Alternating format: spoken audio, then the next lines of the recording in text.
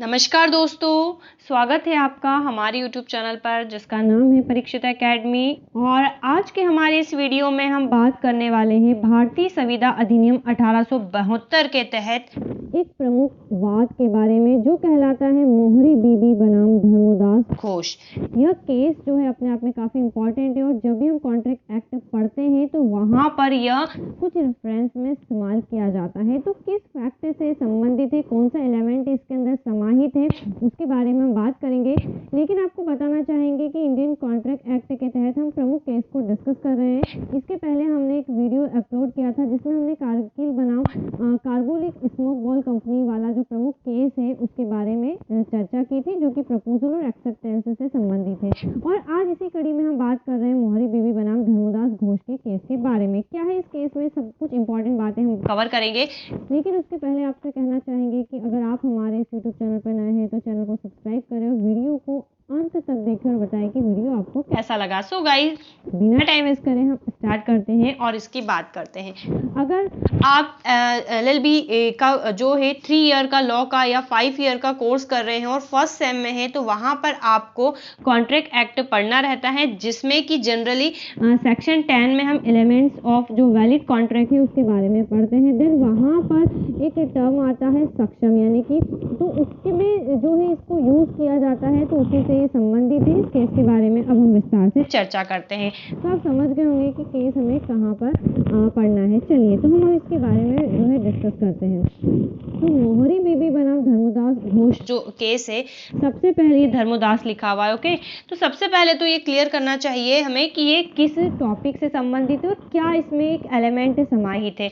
तो मुख्य रूप से ये जो केस है ये अवयस्क की संविधाओं की प्रकृति, उसके द्वारा कपटपूर्ण मिथ्या उपदेशन, उसके प्रति विबंध के सिद्धांत जिसको हम बोलते हैं एस्टोपल थ्योरी, लागू होने संविदा अधिनियम की धारा 64 और 65 से संबंधित है।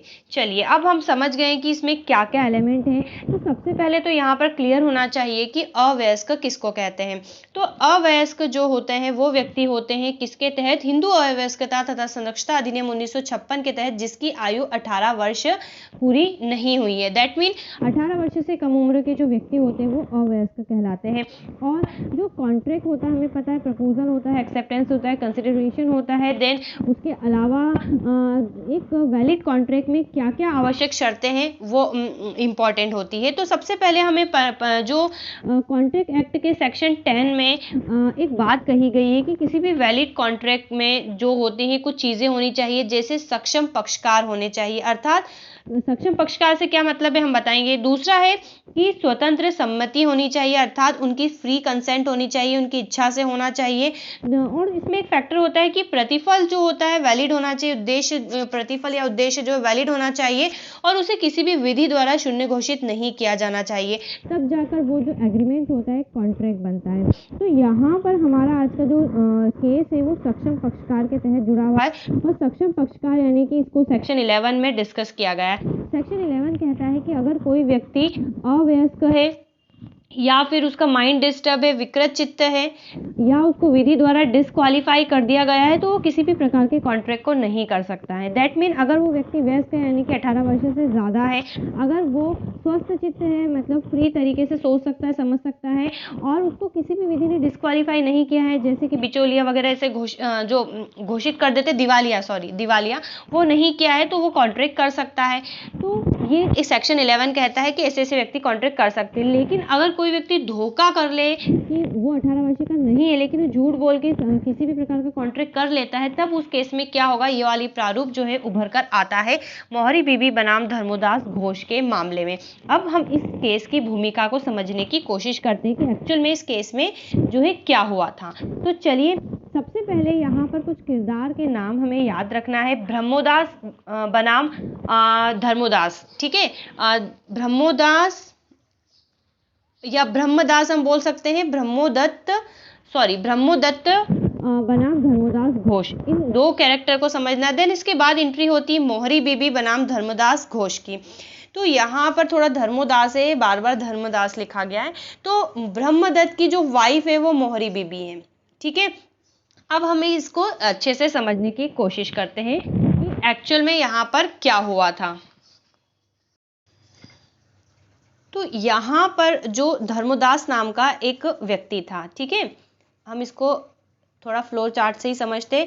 धर्मदास नाम का एक व्यक्ति था जो कि अवयस्क था। अब हम इसको इस साइड पे इसलिए लिख रहे हैं क्योंकि ये प्रतिवादी है, ठीक है। जो भी केस दायर करता है उसको वादी एप्लिएंट कहते हैं, और जो उसका जवाब देता है जिसके अगेंस्ट होता है उसको प्रतिवादी या रिस्पोंडेंट कहते हैं। तो यहाँ पर ये क्या करता है, 20,000 रुपये देकर एक कलकत्ता का एक ऋणदाता होता है ब्रह्मोदत्त, ठीक है। ब्रह्मोदत्त कलकत्ता का एक ऋणदाता होता है, इससे ये 20,000 रुपये लेता है और साथ में अपनी संपत्ति को बंधक बना देता है। जैसे कि आपने देखा होगा, आप लोन लेते हैं, आपको कर्ज की ज़रूरत होती है, तो स्पेशली उस समय पे जो जमींदार होते थे, जो पैसा देते थे, हम अपनी ज़मीन गिरवी रख के उनसे कुछ पैसा ले लेते थे।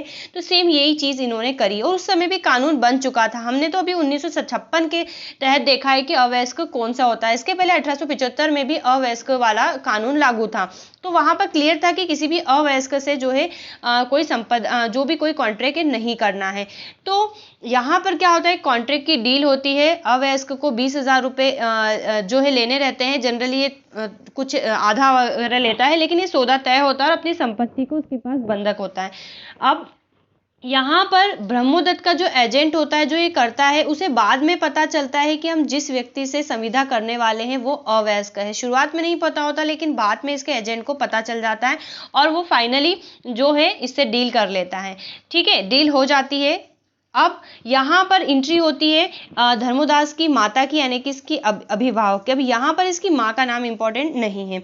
वो क्या करती है, इस बंधक जो पत्र बनता है, इसको विलेख या बंधक बोल सकते हैं, इसको रद्द करवाने के लिए केस करती है कि भैया मेरे बेटे के साथ जो ब्रह्मोदत्त ने जो सौदा किया हमारी संपत्ति, और ये पैसा भी ले लेता है, ठीक है। यहाँ पर ब्रह्मोदत्त इसको कुछ पैसा भी दे देता है, ठीक है, लेकिन उसको संपत्ति नहीं मिलती है, क्योंकि उसकी माँ केस कर देती है कि नहीं भैया, जिस संपत्ति को लेकर आपने वो करा है, तो जिस व्यक्ति के साथ की धर्मोदास तो अवयस्क है, अवयस्क के साथ जो संविदा होती है वो शून्य होती है। तो यहाँ पर जो न्यायालय होता है वो इसके फेवर में केस देता है और उस बंधक पत्र को रिलीज कर देता है। अब यहाँ पर ब्रह्मोदत्त तो भैया घायल, एक तो पैसा भी दिया और जमीन भी नहीं मिली। तो ये क्या करते हैं इस केस, तो ये समझ लीजिए अभी हम केस 1 दे रहे हैं ना इसको नंबर। अब ब्रह्मोदत्त की ओर से फिर से अपील की जाती है। इसकी जो ऊपर अदालतें होती थी, हम अभी के समझ ले हाई कोर्ट जो होती थी, वहां पर केस 2 चलता है। अब यहाँ पर वादी जो होता है, इस वाले केस में, केस 1 में वादी जो होता है धर्मोदास होता है, उसकी अभिभावक होते हैं। लेकिन यहाँ पर केस 2 में जो है यहाँ पर वादी जो होता है ब्रह्मोदत्त होता है, वो अपील करता है, लेकिन इसकी अपील को खारिज कर दिया जाता है। यह कहकर वो प्रिवी काउंसिल की एंट्री भी नहीं हुई, ये कहकर खारिज कर दिया जाता है कि अवयस्क के साथ जो संविदा है वो शून्य है। अब बाद में क्या होता है, इस केस को फिर से केस 3 बनाकर जो सर्वोच्च उस समय अपील का दरवाजा था, जैसे आज सुप्रीम कोर्ट है वैसे प्रिवी काउंसिल हुआ करता था, तो ये लंदन में होता था, तो वहां पर अपील करता है ब्रह्मोदत्त। लेकिन केस के दौरान ब्रह्मोदत्त की मृत्यु हो जाती है और फिर इस बात को दायर करती है उसकी पत्नी मोहरी बीबी। इसीलिए इस केस को मोहरी बीबी करके फेमस है। और चूंकि प्रिवी काउंसिल में गया था, उसके जजमेंट जो है माने जाते थे लोअर कोर्ट में, तो इसीलिए केस इस नाम से कहलाता है। अब केस 3 में जो मोहरी बीबी होती है, वो केस दायर करती है, तो वो कुछ तथ्य देती है। वो तथ्य क्या है देते हैं हम आगे बताते हैं, आपको लिखा हुआ है हमने। तो जो भी वो तथ्य देती है, लेकिन फाइनली जो प्रिवी काउंसिल भी होती है इसके केस को खारिज कर देती है और ब्रह्मोदत्त के साइड पर ही वो जो होता है फैसला सुनाती है और ये बोलती है कि अवयस्क के साथ जो संविदा है वो शून्य होती है, प्रारंभतः शून्य होती है, ठीक है। तो यहाँ पर ब्रह्मोदत्त का पैसा भी गया, जमीन भी गई। चलिए, तो आप इस एक सिनेरियो को समझ गए होंगे कि एक्चुअल में यहाँ पर क्या हुआ। अब हम वीडियो में आगे बढ़ते हैं। हमने यहाँ पर स्टेप बाय स्टेप लिखा हुआ है कि इस वाद में प्रतिवादी जो होता है एक अवयस्क होता है, ठीक है, अवयस्क होता है, जिसका नाम होता है धर्मोदास घोष। इसने कोलकाता का एक ऋणदाता ब्रह्मोदत्त होता है, उससे 20,000 रुपये प्राप्त करने के लिए अपनी संपत्ति बंधक रखता है। जिस समय करार किया गया था उस समय धर्मोदास जो होता है अवयस्क होता है। इस बात की जानकारी जो है ब्रह्मोदत्त के एक एजेंट केदारनाथ को थी, लेकिन फिर भी उसने बंधक पत्र जो है साइन करवा लेता है, ठीक है, क्योंकि उसको पता है नहीं दे पाएगा तो जमीन अपनी। अवयस्क की ओर से उसकी माता था अभिभावक ने ब्रह्मदत्त के विरुद्ध वाद दायर किया तथा न्यायालय ने प्रार्थना पत्र की और जो बंधक पत्र था उसको क्या कर दिया, रद्द कर दिया। ये हम बता चुके हैं कि केस 1 से हमने आपको समझाया था कि ये फैसला जो है अवयस्क के हित में आता है, यानी कि धर्मोदास के फेवर में आता है। इस फैसले के खिलाफ ब्रह्मदत्त ने अपील दायर करता है, लेकिन वहां पर भी इस बात को खारिज कर दिया जाता है। फिर इस बात को अपील जो है प्रीवी काउंसिल में की जाती है और ब्रह्मदत्त की समय मृत्यु हो जाती है। तो विवाद कौन लड़ती है, उसकी पत्नी मोहरी बीबी लड़ती है। अब मोहरी बीबी क्या तर्क देती है यहाँ पर वो हम देखते हैं। मोहरी बीबी ये तर्क देती है कि बंधक विलेख को रद्द करते समय न्यायालय को उसको बाध्य करना चाहिए था कि उस विलेख के अंतर्गत जो धन प्राप्त हुआ है वह लौटा दे। अर्थात मोहरी बीबी ये कह रही है कि भैया धर्म जो उसके हस्बैंड थे ब्रह्मोदत्त, तो उसने जो भी पैसा उसको दिया था, जमीन तो नहीं मिली लेकिन जो पैसा दिया था वो कृपा करके हमें लौटा दे। और इस तर्क के पक्ष में उन्होंने विशिष्ट अनुतोष अधिनियम 1877 है उसका हवाला दिया, जिसके अंतर्गत न्यायालय को ऐसा पारित करने की शक्ति है।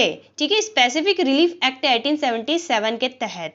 फिर दूसरा तथ्य देती है कि संविदा अधिनियम की धारा 64 तथा 65 के अंतर्गत प्रत्याशी को रद्द किए गए विलेख के अधीन प्राप्त किए गए धन को वापस लौटाने को बाध्य किया जा सकता है। अब जो सेक्शन 64 होता है कॉन्ट्रैक्ट एक्ट का, वो ये कहता है कि शून्य करनी संविदा के विखंडन के परिणाम यहाँ पर बताए गए हैं कि अगर कोई संविदा शून्य करनी होती है क्योंकि उसकी निचली अदालत अभी तक उसको 00 बोल के कैंसिल कर देती है, तो उसके विखंडन के क्या परिणाम होते हैं। और धारा 65 ये बोलती है कि उस व्यक्ति की बाध्यता जिसने शून्य करार के अधीन या संविदा के अधीन जो शून्य हो गई है फायदा प्राप्त किया हो, उसके संबंध में यहाँ पर बात की गई है, तो वो उसका हवाला देती है धन लौटाने के लिए। फिर बाद में विबंध के सिद्धांत जो होता है एस्टोपल थ्योरी के सिद्धांत के अनुसार अवयस्क को जिसने कि अपने को वयस्क कहा था कभी अनुमति नहीं दी जा सकती है। ठीक है, जिसने अपने को अवयस्क कहा था अभी अनुमति नहीं दी जा सकती कि वह तर्क करे कि संविदा करते समय वह क्या था, अवयस्क था, मतलब उसे अब वो नहीं अनुमति दी जानी चाहिए और अवयस्क द्वारा की गई संविदा शून्य करनी होती है। तो यहाँ पर निर्णय जो होता है इस पूरी अपील को खारिज कर देता है। हमने देखा क्यों खारिज करता है। और यहाँ पर जो न्यायालय होता है कुछ नियम प्रतिपादित करता है। पहले तो वो ये बोलता है कि अवयस्क द्वारा की गई जो संविदा है शून्य करनी नहीं होती है, बल्कि पूर्ण तथा प्रारंभ से ही शून्य होती है। अब शून्य है तो सवाल ही पैदा नहीं हो रहा है। अब दूसरा ये बोलता है कि अवयस्क के प्रति संविदा की धारा जो 64 और 65 है वो अवयस्क के केस में लागू नहीं होती है, क्योंकि इन धाराओं के लिए आवश्यक है संविदा के पक्षकार संविदा करने के लिए सक्षम होने चाहिए। फिर तीसरा ये बोलता है कि इस मामले में विबंधन का सिद्धांत जो है जिसकी बात की जा रही है, जिसके तहत पैसा लौटाना चाहिए, वो भी लागू नहीं होता है, क्योंकि दोनों पक्षकार को सूचना थी कि बंदा क्या है, धर्मोदास अवयस्क है, क्योंकि केदारनाथ को थी सूचना। और विशिष्ट अनुतोष अधिनियम 1877 है, इसके अंतर्गत अवयस्कों को शून्य संविदा के अधीन प्राप्त किए गए लाभों को वापस लौटाने के लिए बाध्य किया जा सकता है। परंतु इस वाद में न्यायालय ऐसा उचित नहीं समझता, क्योंकि जब धर्मोदास घोष को बंधक ऋण दिया गया था तो अपीलार्थी को इस बात का पता था कि वह अवयस्क है। ठीक है, मतलब उसको बाध्य किया जा सकता था। अभी हम आगे पढ़ेंगे प्रत्यास्थापना का सिद्धांत भी है जिसके तहत बाध्य किया जा सकता है, लेकिन अवयस्क के केस में वो चीज भी अप्लाई नहीं होती है।